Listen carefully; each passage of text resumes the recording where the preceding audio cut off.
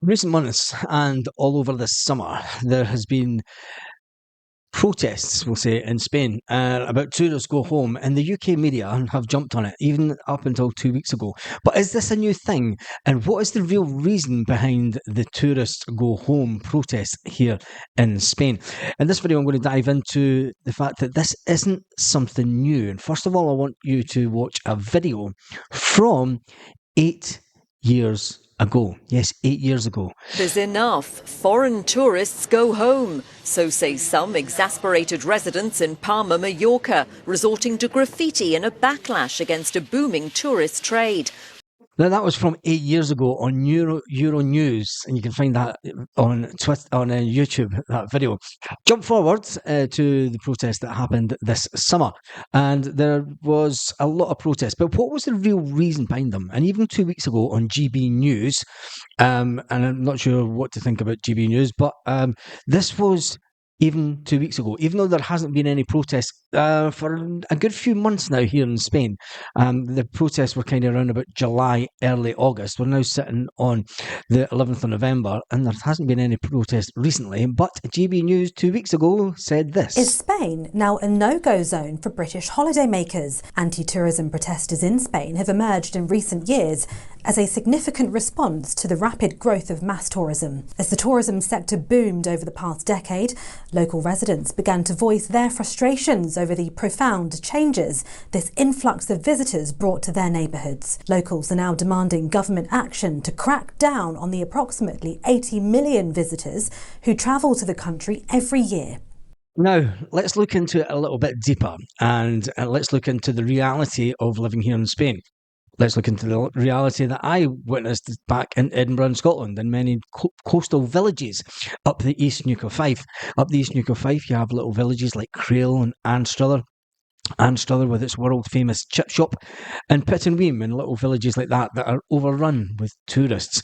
Now, when you look at here in Spain, there was an article that caught my eye. Yes, there was an article that caught my eye today in El País newspaper, and it was about a gentleman who in Gran Canaria, due to the rising cost of property in Gran Canaria, there have been people that are having to now live in boats. And you might think, that's a fantastic living to live. But it's because they can't afford the rent in the towns nearby. 82-year-old Raphael, who retired in 2008 after 30 years of professional life spent as a journalist, earning commissions as a freelancer, it went on to say. Nobody wanted to give me a regular contract, he shrugs. Suddenly found himself retired with a pension of only €500. For 9 years, he lived in an apartment with his daughter. In 2017, she wanted to sell the apartment. He needed around about €20,000 to set himself up again. A friend gave him the idea to go and live in a boat, and he thought it would be expensive, but if you're willing to pay cash, you will find bargains. And he ended up buying a 30-foot long sailboat from a Frenchman who wanted to leave the Spanish island and return to his home country. He said that although this is illegal in Gran Canaria, it is illegal to live on your boat. The population of the Canary Islands has increased by 26% over the last 25 years. To put that into perspective, there's now nearly 2.2 million people, immigration, most from other parts of Spain or countries such as Italy.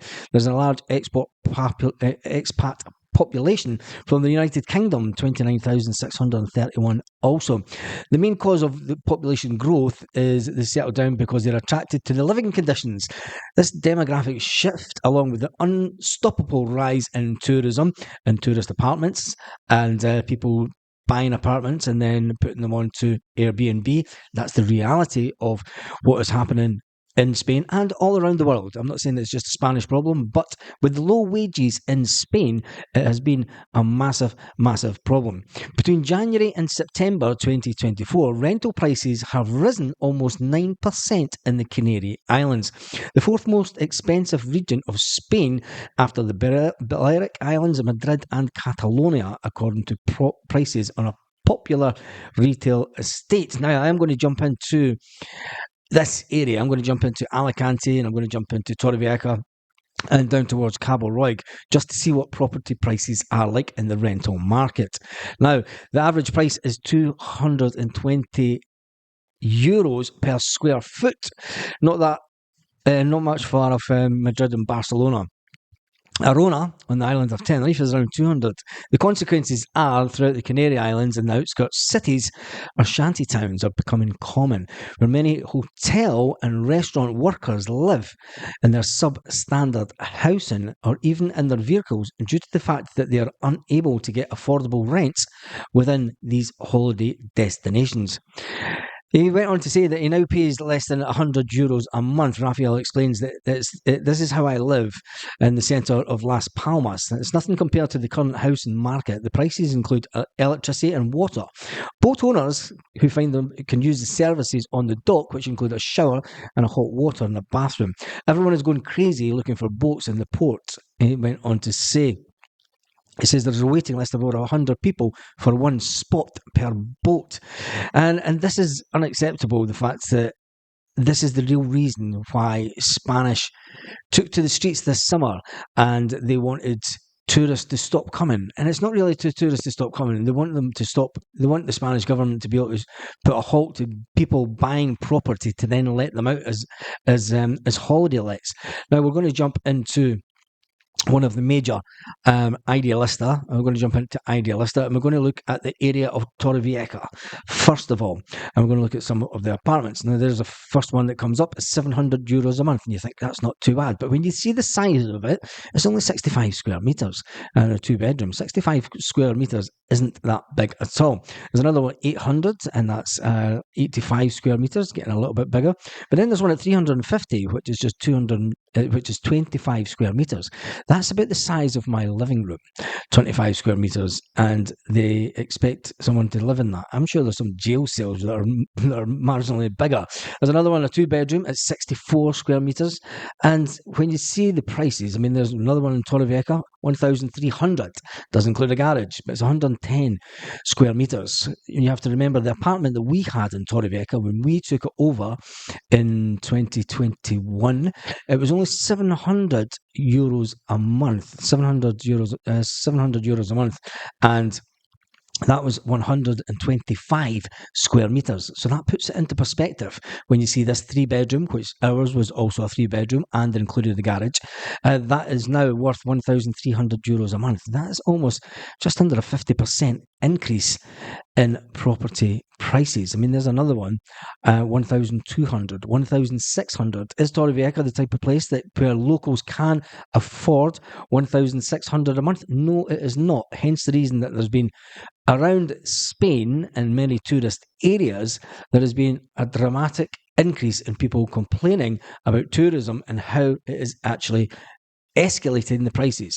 Now, if we look at Alicante, one of the major cities, and it is the major city in this area, and it's also a massive tourist destination, with the fact that you have the cruise ships come in, people can leave on holiday from the cruise ships from Alicante.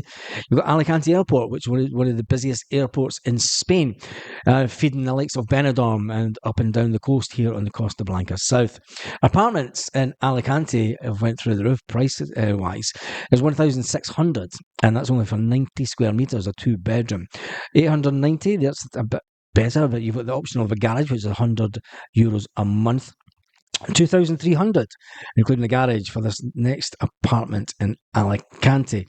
2,950 for another one. That is a bit bigger, but it's only available. It's available from the 4th of November, and that's more. 1,700, 2,100. Right down the front of Alicante, an exclusive, well-presented apartment located in one of the most, expensive streets in Spain by the looks of it. I mean, €2,100 a month is not someone that is local. When you think about all the restaurants in that area, when you think about all the hotels, it's pushing people out to the outskirts of the city. Now, you look at what's happening in the likes of Gran Canaria, there's shanty towns being set up by people that do not have anywhere to live that is reasonably priced. Hence the reason that 1,500, €4,000 a month. I mean, who rents an apartment at €4,000 a month. You don't rent that long term. Surely that's a 1 month holiday rental or something like that. 2,800 a month is another. I'm a bit choking on these prices here. And it goes on 1,500, 1,100, 2,200. And there's one thing that's in common with a lot of these apartments. Apart from the ones that are furnished, there's a lot that are sitting unfurnished. I mean, look at this one. I mean, that's pretty much unfurnished. But he wants 1,500 a month for it. Unbelievable. Anyway, we move on to the next area, which is down the coast further. We've been down in Torrevieja, we've been up to Alicante, and now we're heading back down to the Orihuela Costa, where there's a massive Irish population down in the Orihuela Costa. It's a fantastic holiday destination for a lot of Irish and Brits alike, with the likes of Villamartin Plaza and just nearby in Playa Flamenca. It is an area that has been booming for years, but what is it like for property prices? And remember, there is also there's a lot of bars down there that require staff, and not everyone can get jobs down there, especially from the UK now, because of can we say it, the Brexit word, the gift that keeps giving. Anyway, look at these rentals down in the Orihuela Costa. €6,000 a month, €3,500 a month, 3,500 for that one, 4,500 for this one, 3,500. Those are not short-term or yearly rents. No one in their right mind is paying 3,500 a month to stay in the Orihuela Costa. They're classing this one as a long-term rental. Discover the jewel of the Mediterranean and Cabo Roig. As much as I love the Cabo Roig and Cabo Roig area, would you personally pay 3,500 a month just to stay in a property? That is the stuff of millionaires, and there's one at 6,500 a month, and it just keeps going on. But then if you do want something a bit more within your price range, you could pay for 51 square meters. Is a shoebox, as far as I'm concerned. It is a shoebox. There's no other way. I mean, people will say, yeah, it's great for a holiday apartment, but if you're staying here full time, you're going to pay €900 a month. And there's the be all and end all, €7,000 a month. And I think we'll call it quits at that one. Rent from until now, until June.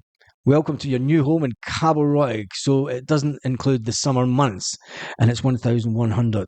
When it gets to June, you have to go and find somewhere else. You have to then find a deposit to put down, and hopefully you get your deposit back in Sun, Sea and real estate. I'll admit it, they overcharged us a couple of years ago.